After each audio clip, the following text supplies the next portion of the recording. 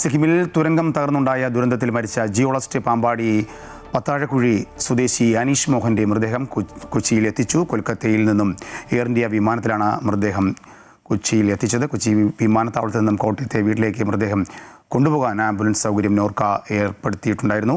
കഴിഞ്ഞ ദിവസമാണ് അനീഷിൻ്റെ മൃതദേഹം കണ്ടെടുത്തത്. വിവരങ്ങളുമായി കിരൺ ചേരുന്നുണ്ട്. കിരൺ, മൃതദേഹം എത്തിച്ചിട്ടുണ്ടോ? മറ്റ് ചടങ്ങുകൾ എങ്ങനെയാണ്?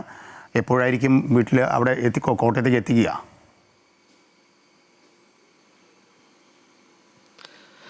രാജേഷ്, അല്പസമയം മുമ്പാണ് കൊച്ചി വിമാനത്താവളത്തിലേക്ക് രാജേഷ് മോഹന്റെ ഭൗതികദേഹം വഹിച്ചുകൊണ്ടുള്ള വിമാനം എത്തിയത്. കഴിഞ്ഞ ദിവസമായിരുന്നു ഈ സിക്കിമിൽ നടന്ന തുരങ്കപാത നിർമ്മാണത്തിനിടയിലുണ്ടായ അപകടത്തെ തുടർന്ന് അനീഷ് മോഹൻ കൊല്ലപ്പെടുന്നത്. പിന്നീട് അദ്ദേഹത്തിന്റെ ഭാര്യയും ബന്ധുക്കളടക്കമുള്ളവർ സിക്കിമിലെത്തുകയും ഇദ്ദേഹത്തിന്റെ മൃതദേഹം തിരിച്ചറിയുകയൊക്കെ ചെയ്തിരുന്നു.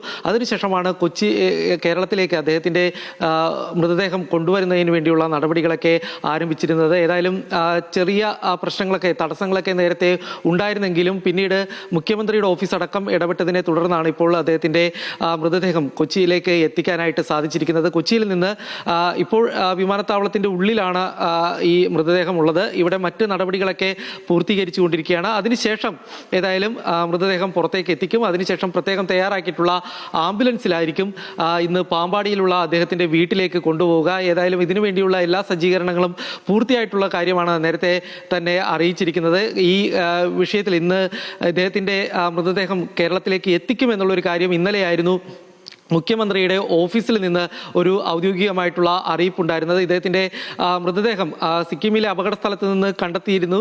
പിന്നീട് ഈ മൃതദേഹം തിരിച്ചറിയുകയൊക്കെ ചെയ്തിരുന്നതാണ്. എന്നാൽ വിമാനമാർഗം ഇത് കൊണ്ടുവരുന്നതിന് വേണ്ടിയുള്ള നടപടികൾ പൂർത്തിയാക്കാനായിട്ട് സാധിച്ചിരുന്നില്ല.